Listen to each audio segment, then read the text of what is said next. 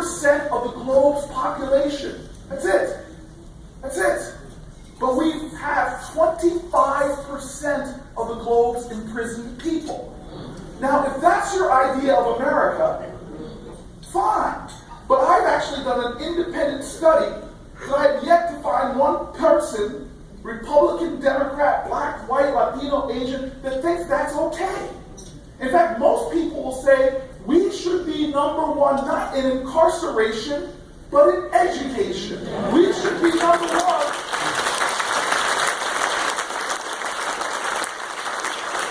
Not in locking up people's bodies, but in liberating children's minds.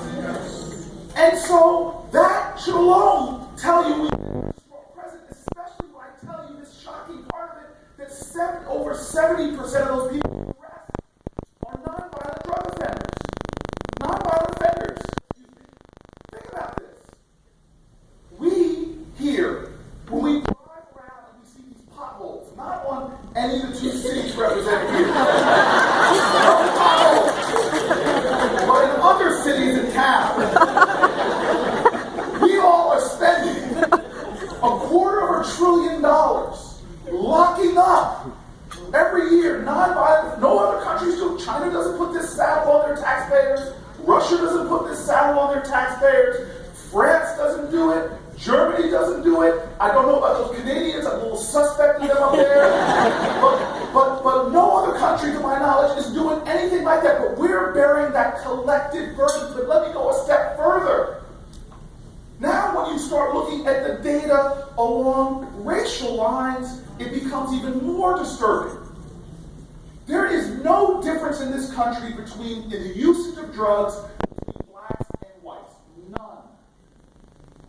Let me make a confession. There's a lot of college up here.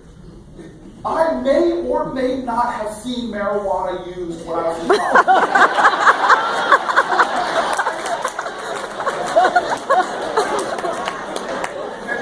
Confirm or deny whether or not I witnessed such illegal acts in college.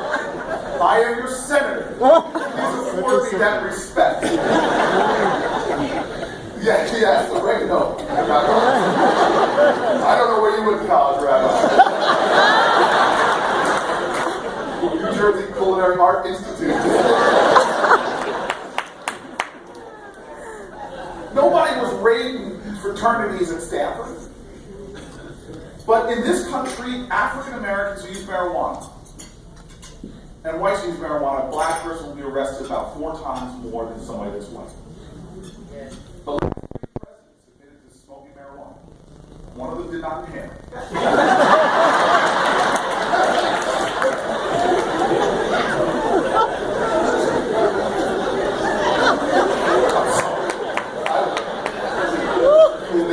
Back again.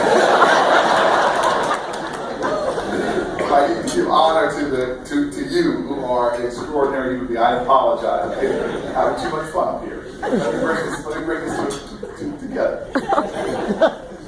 What does this mean when you over-incarcerate? African Americans will get about 10% longer sentences for the same crimes, 20% more likely to get the mandatory minimum. I can go on and on and on. Remember, our criminal justice system has moved away from trials. 95% of felony convictions now are done by plea bargain.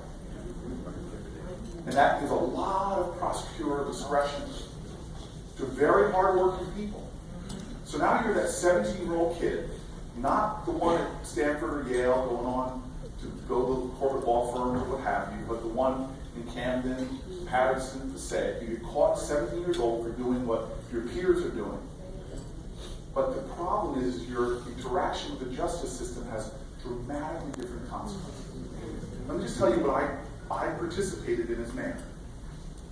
You get caught with that bag of marijuana that I may or may not have seen in Stanford.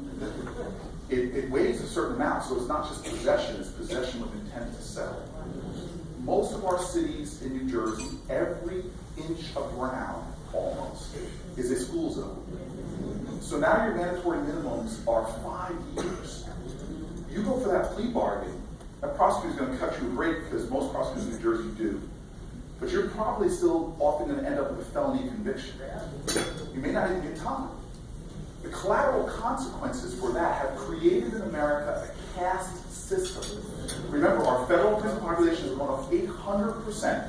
The 30 years you've had this dinner, this breakfast, the 30 years you all had this, the federal prison population over that 30 years has increased 800%.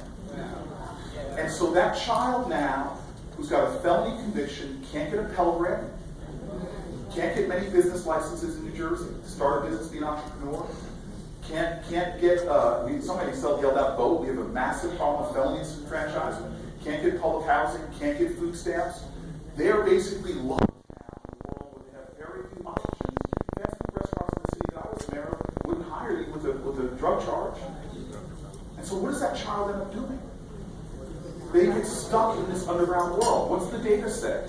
If you're a murder victim in Newark, according to you're the victim, you have an 84% chance that you've been arrested before, an average of 10 times. So what we were finding out in Newark when I was mayor is that the end of this system is death or long in prison.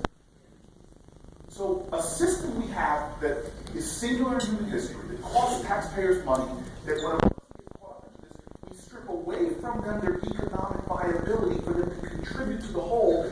You all cannot have a football game where you get half of your players and keep them on the sideline because they have felony convictions or because we're not doing a good enough job creating pipelines